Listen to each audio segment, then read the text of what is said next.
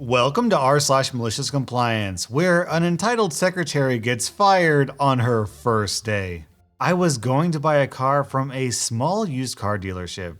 We agreed on a price and a day to meet. The morning of, he sold it out from under me right before I was there with no courtesy call or text or anything.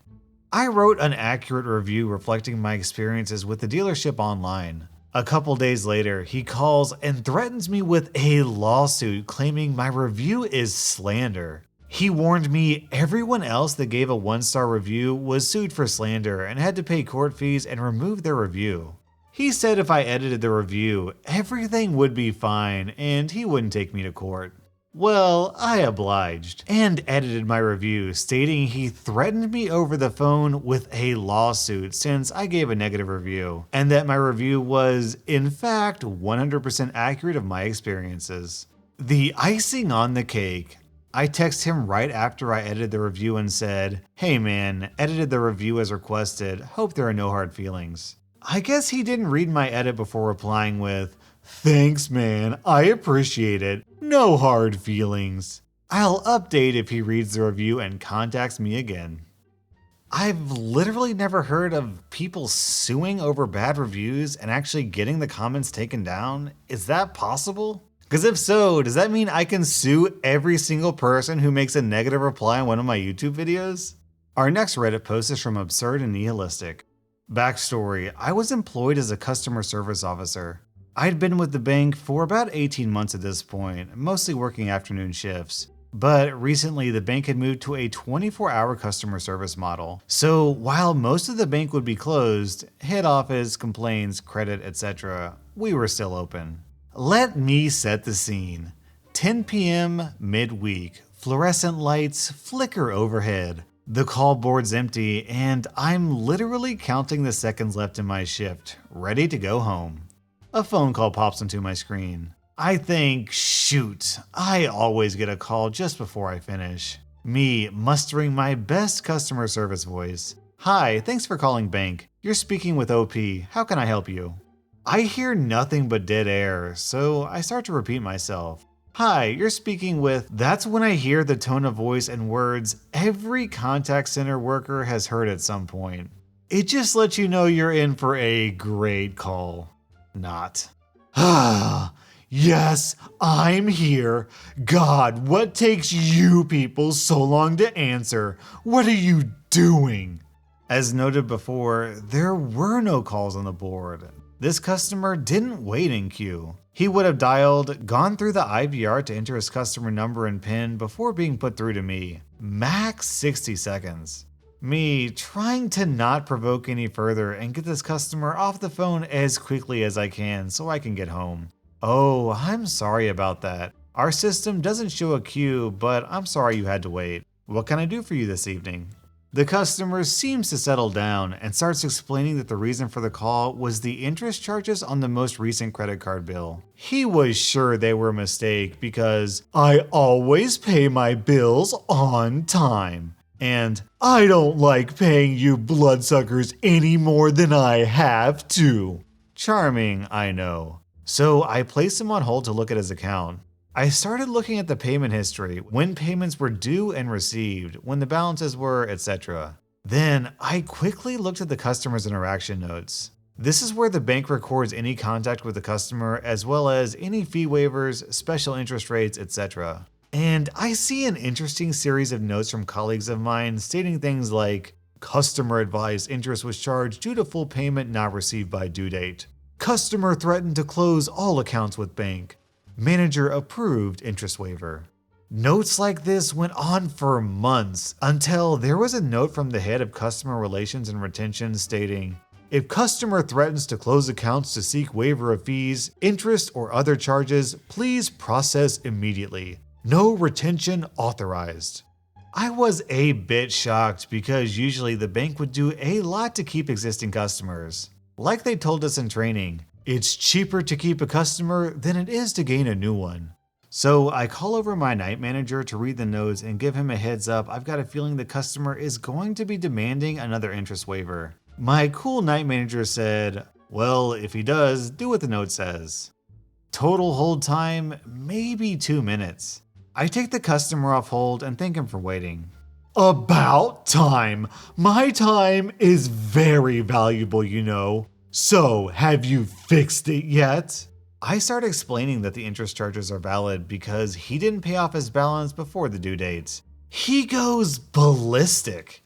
He starts calling me every conceivable name under the sun and mid-sentence stops. He plays it like he's just had an idea. Fine, if the interest charges are valid, I'm going to close my accounts. I want to close my accounts with you now. At this point, I'm excited about putting him in his place, but I also want to cover my own butt. So I ask, so just to be certain, you're instructing me to close all of your accounts with us, including your credit card saving account and transactional account? Are you stupid? That's what I said. Ladies and gentlemen, we got him. Me grinning ear to ear. Okay, no problem. I'll just place you on hold and do that for you. I hit the hold button fast, just as I heard him say, no, With my night manager's help, we close his accounts. His savings account was a term deposit. So by breaking the term early, he had to pay an early access fee of 10% of the balance. We used the money in his transactional account to cover the outstanding balance in his credit card, including the interest, and sent a request for a check to be issued for the remaining money. I took the customer off hold.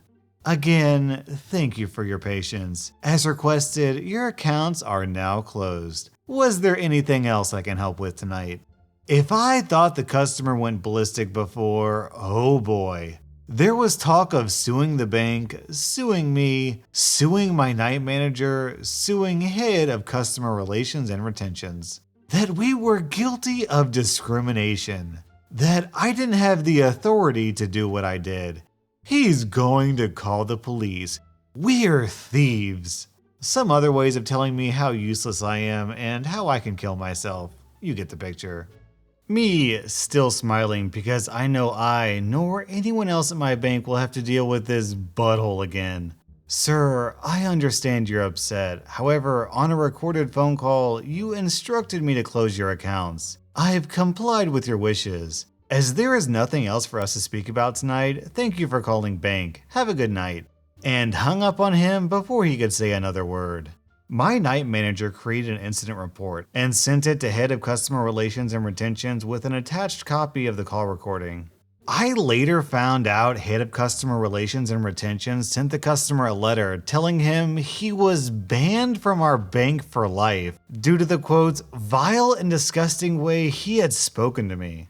We would never do business with him ever again. And if he called or visited a branch, we would be the ones calling the police. Do you want to know what the total interest charges were that started all this? $30. His term deposit had $20,000 in it. He cost himself $2,000 in early exit fees because he thought he could bully his way out of $30 in interest.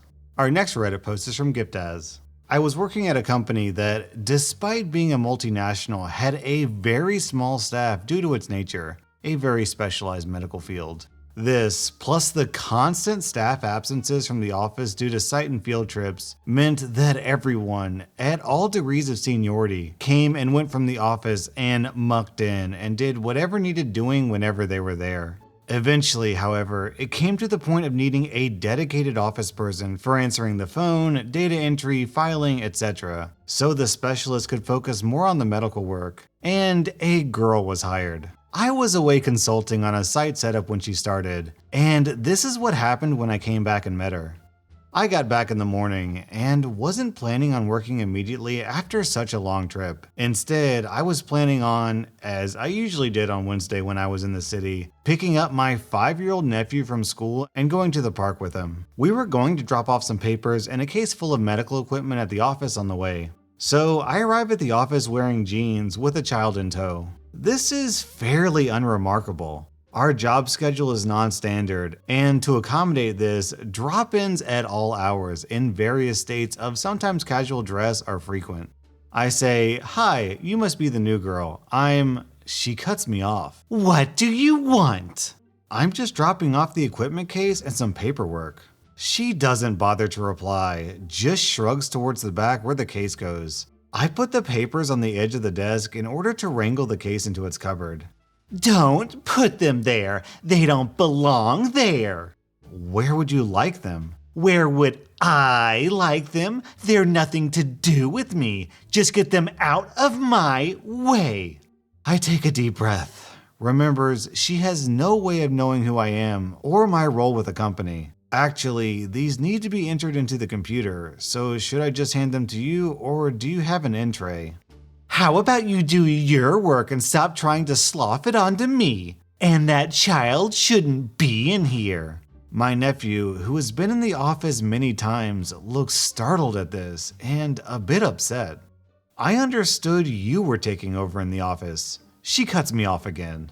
That's right. And as the manager, I need to tell you that in the future, you need to dress appropriately and do the work you're given. Another deep breath.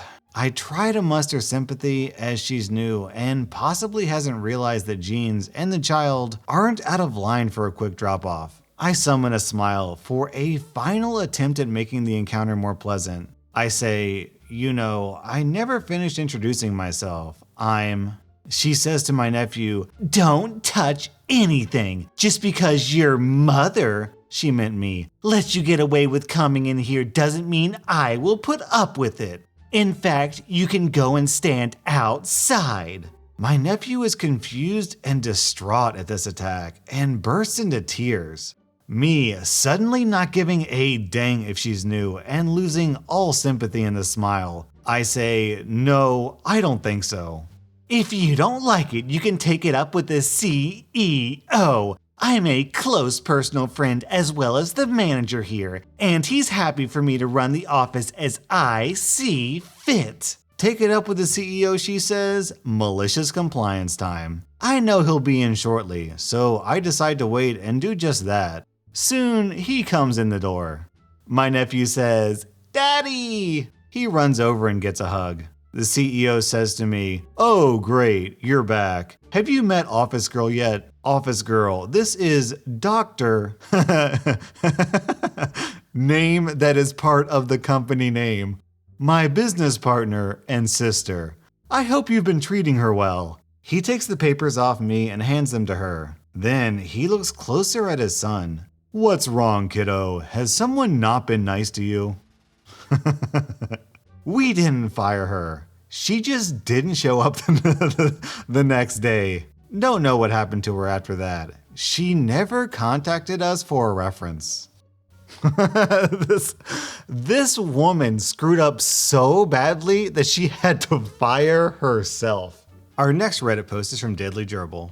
I worked for a major US telecommunications company for over 10 years. One of the jobs I had there was as emergency overnight tech support for our major accounts. I'm talking about accounts like emergency services, traffic lights, the FBI, NASA, and the White House. I personally fixed the White House Chief of Staff's phone twice. All of this was handled by 11 people in a call center that was one of 2 in the country that were open all night, mainly for customers who were overseas. Because we were such a small team and the people we dealt with were the overnight IT people at their various companies, we were on a first name basis with many of the techs who called us.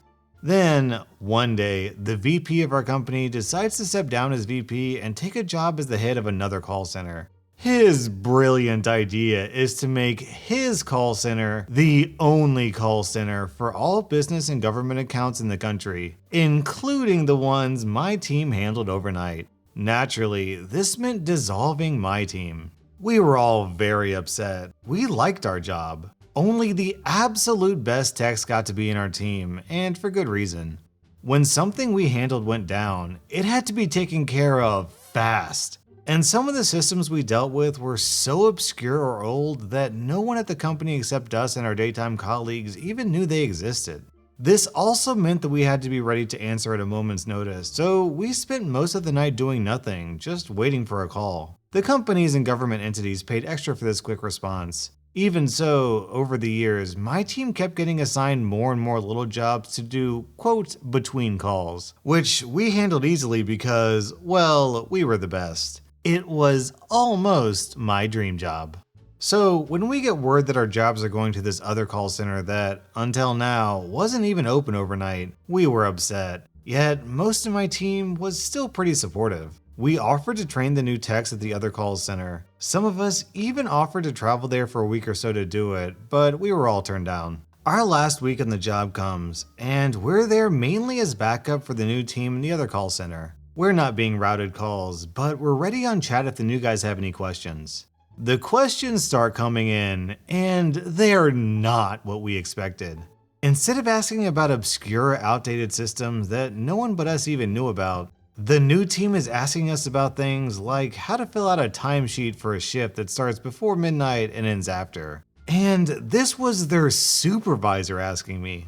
We end up answering really basic questions that anyone at our call center, much less anyone on our team, would have known. And we all got a bit worried.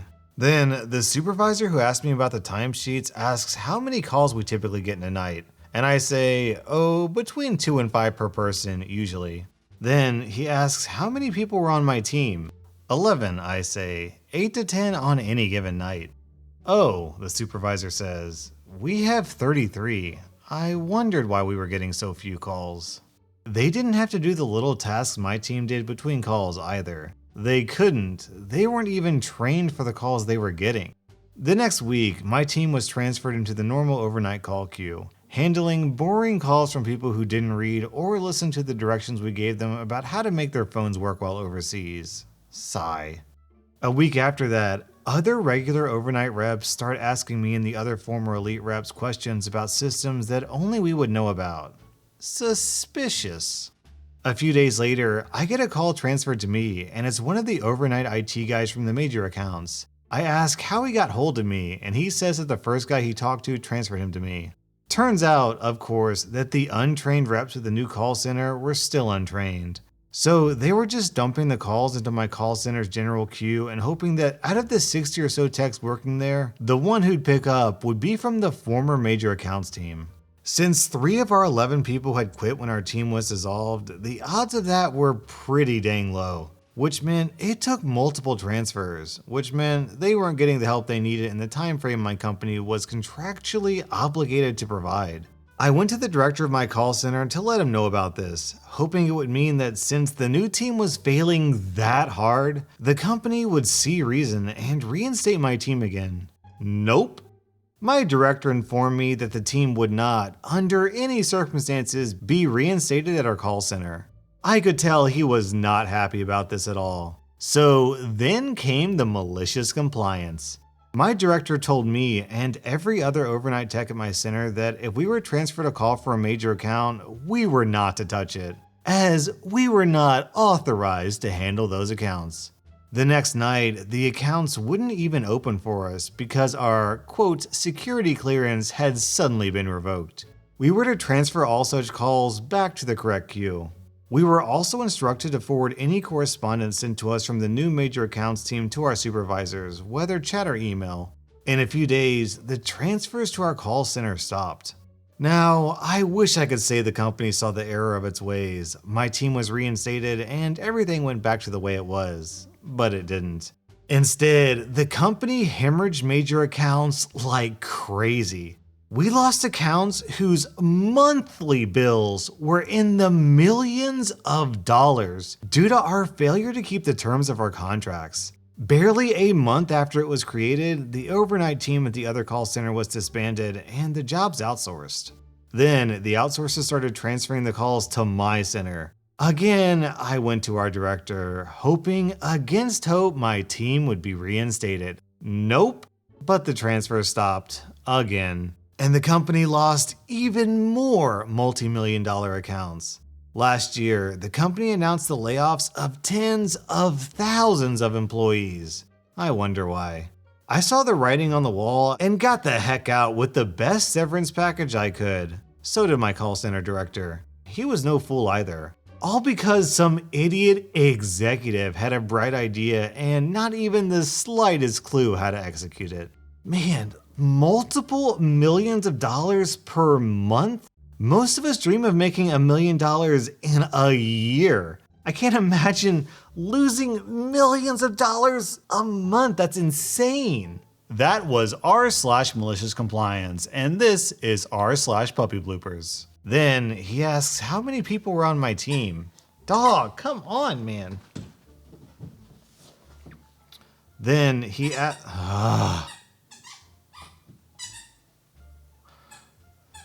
You go. Come on, man.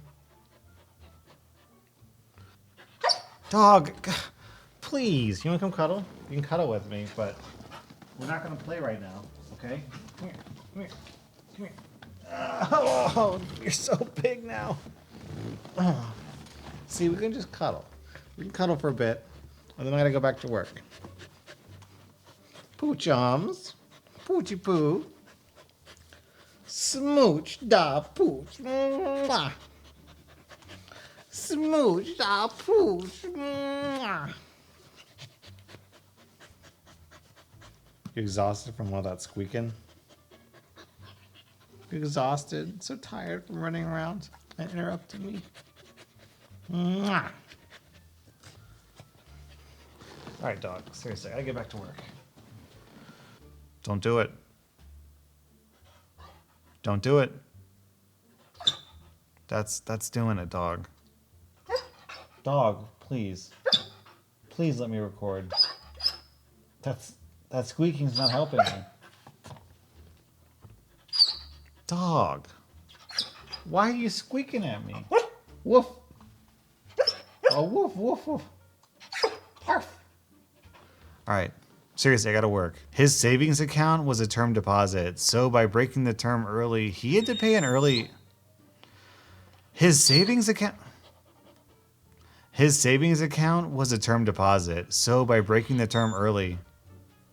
His savings account was a term deposit, so by breaking the term early, he had to pay an early access fee of 10% of the balance. Dog! What do you want from me? Due to the quote,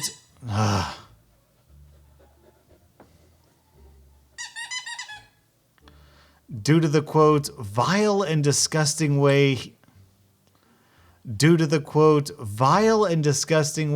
had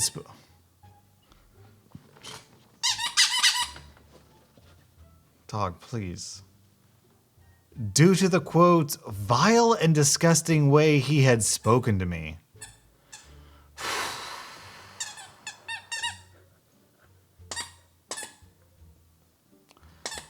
Hugo, I'm begging you, man. There's like 4 sentences left in this story. Due to the quote, dog. For real, though. Dog. He cost himself... Oh, dog.